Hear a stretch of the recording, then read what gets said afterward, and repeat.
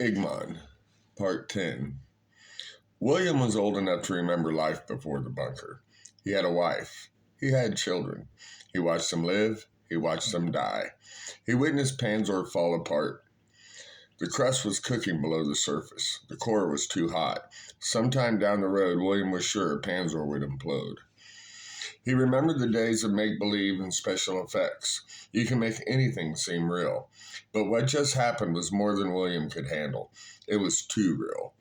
The look in that woman's eyes was something that William had only seen in the face of the deceased. She killed so fast. Was she eating him? He killed her. Killed her. William had never hurt anybody in his whole life. William ran. William ran because he was smart enough to know if he would have stayed, he would have died. This was terrifying. Damien was chasing someone that had a huge head start. If he was hiding somewhere, he could attack Damon. Damon thought, who is he? He killed Mom, trapped Dad. What were his plans? The sun is coming up. Chase or head for the cave? Damon chose the cave. He made it, but he had to hide his eyes for the last leg of the trail. He crawled in and breathed a sigh of relief. He had to figure out what to do. He had all day. Damon smiled. This was fun. Terrence watched his father jump in the ship. He watched as the ship took off. He dropped his mother and ran waist deep into the water.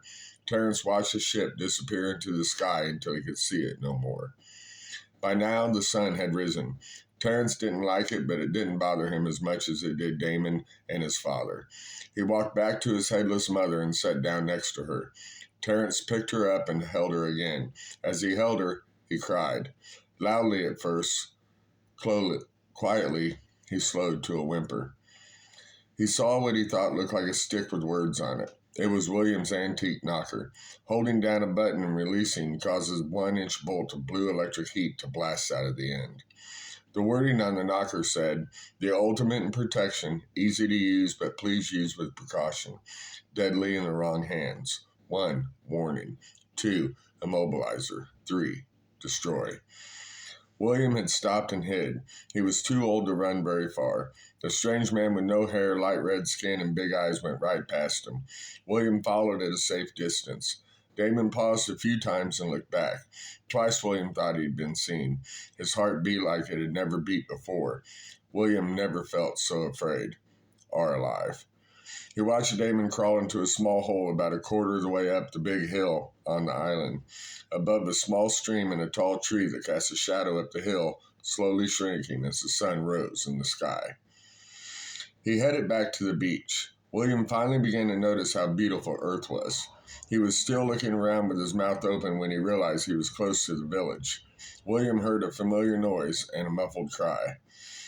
Damon awoke with the feeling something was wrong. Where was everybody?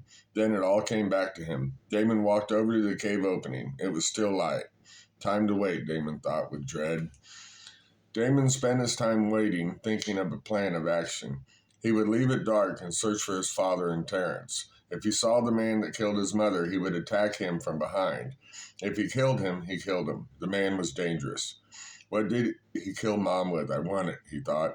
Damon danced around the cave shouting, I want it, over and over again, waiting for the sun to go down. William snuck into the village on his hands and knees. He heard no more noises. He saw 2 bodies laying on the beach where there should have only been one. Grabbing a 3-foot-long, 2-inch pipe left over from dismantling a Igmon ship, William shouted, hello? No answer came. Picking up a rock about the size of an eyeball, William threw it at the bodies on the beach. He missed. He shouted hello again. Still no answer. Picking up a slightly larger rock, he threw it at the bodies again. This one hit the man right in the head. He never moved. William walked up slowly. He saw the headless woman. I killed her, he said to himself with astonishment. 10 feet away, he saw the hole in the young man's chest. He saw his knocker. He knew then what had happened. Quickly, he threw down the pipe and picked up the knocker. Who these people were, William had no idea. The man's eyes were wide open and his skin was already cold. Odd, because William heard him die. The day was half done and William was extremely tired. He was afraid to sleep but unable to resist. When William awoke, the sun was going down. The clouds had moved in, and it was exceptionally dark as Damon crawled out of the cave opening. The island was very quiet. Damon paused behind the large boulder that had always seemed out of place on the edge of the beach. He saw and heard nothing. His heart was in his throat. Slowly he crept up to the spot where his mother was laying. Next to her was Terence, also dead. Damon screamed. William watched him walk up to the beach, still yawning from his much-needed sleep. William picked up the knocker. He switched it to warning. The odd-looking fellow screamed. William jumped into view, holding down the button. Startled, the man leaped up from beside the two dead bodies. He took 2 steps toward William, and William released the button. A quarter-inch blue flame shot from the knocker, hitting the ground a few feet in front of the approaching man. He stopped dead in his tracks. Damon was scared. That's how he killed his mother. And Terence. Did he come back for me? He looked at the older man and asked why. William said, I will ask the questions. And he did. Who was he? What was he? Where were they? Pointing at Alice and Terence. What happened to Igmon and Lizaraine? To everyone else. Damon answered them all. Damon had questions of his own. Where was his ship? What happened to my father? William did not answer those. This went on most of the night. Finally, Damon asked what now. William thought about it. He looked at Damon and I and switched the knocker to destroy. Now, William said, you die. Damon knew this was coming and he ran fast, as fast as he could. William fired a shot that missed but hit a tree that fell and almost hit Damon. He gave chase. Damon made it to the cave. He felt safe. William stopped by the shade tree. He leaned against it and decided it would not be a good idea to follow Damon into the cave. William hollered up to the cave. For your sake, I hope there's another way out. For everyone else's, I hope there isn't.